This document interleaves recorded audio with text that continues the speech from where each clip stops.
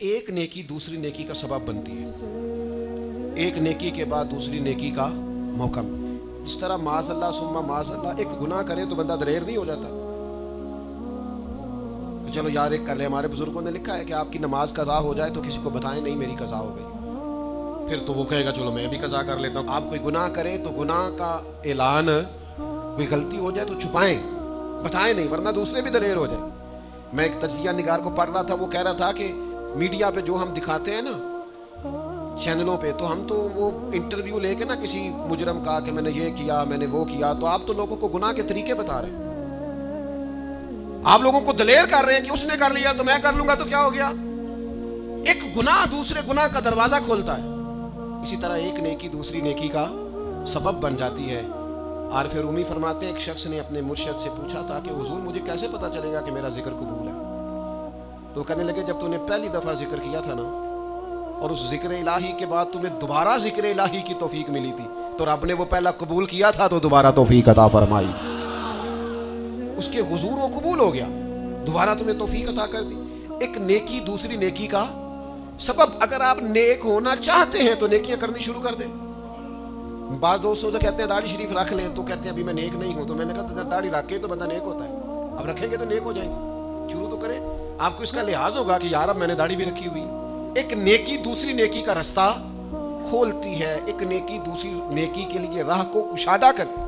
अगर नेक होना चाहते हैं तो ये रूहानी कानून याद रखें कि एक नेकी दूसरी नेकी का सबब बनेगी। इमाम तबरानी रवायत लाए हैं, नबी पाक अलैहिस्सलाम के हुजूर एक शख्स ने अर्ज किया था कि या रसूल अल्लाह सल्लल्लाहु ताला अलैहि वसल्लम, दौरे जाहिलियत में मैंने 360 बच्चियों को जिंदा दरगोर होने से बचाया। उनके माँ बाप और उनका बाप जो था वो माज़अल्लाह उनको जिंदा दफन करना चाहता था। मैंने ऊंट देकर बच्चियों को बचाया, फिर मैंने उनकी परवरिश भी की। तो या रसूल अल्लाह सल्लल्लाहु अलैहि वसल्लम, मैंने 360 बच्चियों की जान बचाई है, मुझे इसका अजर मिलेगा? ये बड़ी बारीक बात उस शख्स ने पूछी है। उसूल ये है कि हालत कुफर में जो इंसान नेकी करता है उसका उसे अजर नहीं मिलता। अजर के लिए ईमान जरूरी है, ईमान पर अजर मुरतब होता है। जिसका ईमान नहीं उसको अजर नसीब शर्त है कि बंदा मोमिन हो तो उसके नेक अमाल कबूल।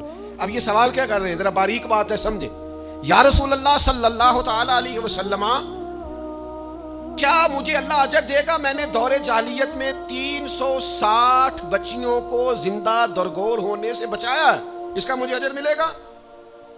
कुर्बान जाएं, हुजूर फरमाते हैं अना अफसाहुल अरब, मैं अरबों में सबसे ज्यादा फसीह व बलीग हूं। उसने कहा हुजूर अजर मिलेगा? तो हुजूर फरमाने लगे तुम्हें तो अजर मिल गया है। वो हुजूर से पूछता है या रसूल अल्लाह, मैंने 360 बच्चियों की जान बचाई है, जिंदा दरगोर होने से बचाया, अजर मिलेगा? हुजूर फरमाने लगे तुम्हें तो मिल गया है। ओ भाई मिल गया ना, हुजूर के सामने बैठा हुआ है, इससे ज्यादा भी कोई अजर मिलना है? नबी पाक के सामने बैठ गया है और हुजूर से सवाल कर रहा है।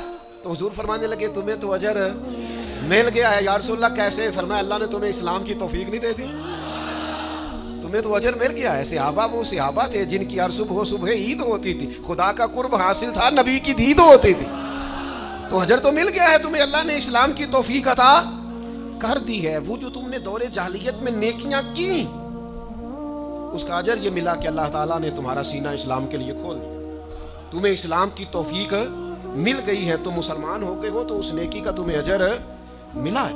जिंदगी भर याद रखें, आप नेकी करेंगे तो नेकियों के रास्ते खुल जाएंगे। आप तकवे की राह पर चलेंगे तो आपका सीना अल्लाह ताला खोल देगा इबादत के लिए। एक नेकी दूसरी नेकी का सबब।